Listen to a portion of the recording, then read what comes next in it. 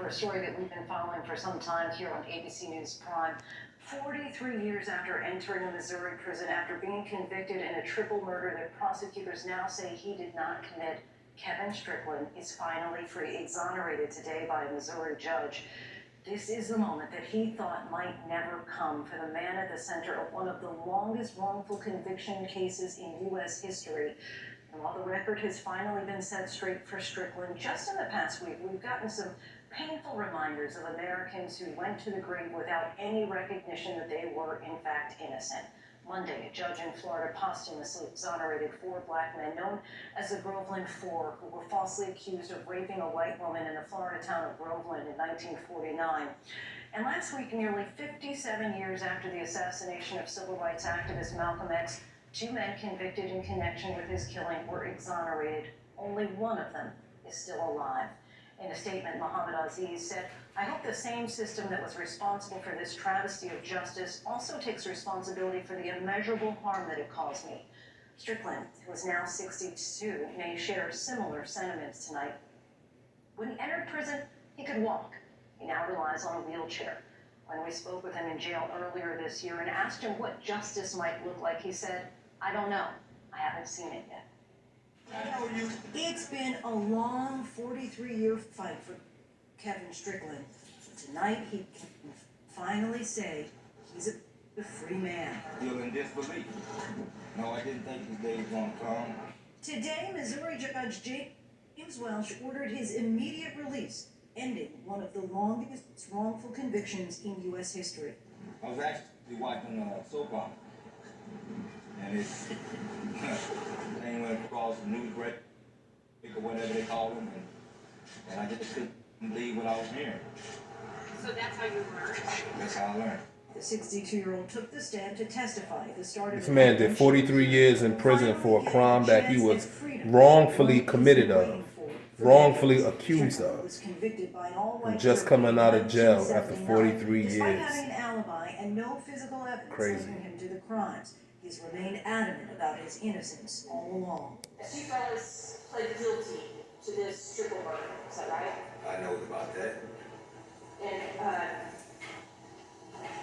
I guess I just have to ask, why didn't you plead guilty? I wasn't about to plead guilty to a crime I had absolutely nothing to do with. Wasn't going to do it.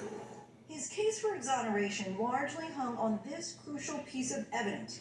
The most important piece of evidence was a recantation of a witness. She has since died, but she really did a good job documenting her recantation, so we believe it to be a very credible recantation.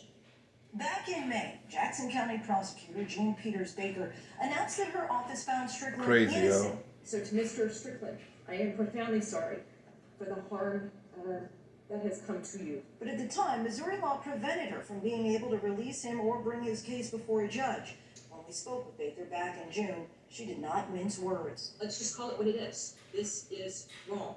And everyone that works in this system must find a way to do the right thing now. The right thing is getting Mr. Strickland out. Strickland's first exoneration hearing was held 2 weeks ago after a new law passed in August allowed Baker to file a petition on his behalf. Mr. Strickland, you have a lot riding on this hearing, is that right? The remainder of my life. Strickland's family, who attended the proceedings, has been anxiously awaiting the decision. It's been like a heartbreaking for us, this devastating. Today, with Thanksgiving just days away, his brother tells the Kansas City Star that he cannot wait to see him to say, I thank God for giving this man another chance to getting him out of prison. Even he's 60-something years old and he did 43 years in there. I'm thankful, Heavenly Father, for letting this man be out of prison for a crime that he didn't commit. And I know there's tons of other people who are in prison for crimes they didn't commit, or even not even here right now on this earth. I kind of jokingly talked about that. For crimes they didn't with a commit. friend of mine. I guess I get me a cardboard box and get up under the bridge somewhere. Is that really? That's how you're going to start the film? I mean, what do I have? I mean, if they were to tell me to roll out now, they'd take this chair. I have to crawl out the front door. I have nothing. Under Missouri law, those who have been exonerated do not get compensation. It's another wrong. And he don't get nothing I for the believe in time Missouri that he spent system, and one that should be corrected. wasting his life in jail. He doesn't get nothing at Efforts all underway to but his correct freedom. this. Well, there are by this office, the one that I'm seated in now, the one that I lead, yes. But these efforts will not be in time to help Mr. Strickland. Instead, he has to rely on nonprofits and GoFundMe pages like the one the Midwest Innocence Project has created. When we spoke with him in June, he was hopeful he'd see his ailing mother if he got out. It's going to be the first thing you do if and when you get out. Well, I mean, I hate for people to hear a 62-year-old man say this, but I'm a mama's boy, and I got to go see mom. I got to go hold mama's hand, yeah. But Strickland never got that wish. Procedural hurdles caused his case to be delayed and later dismissed. His mother passed away on August 21st.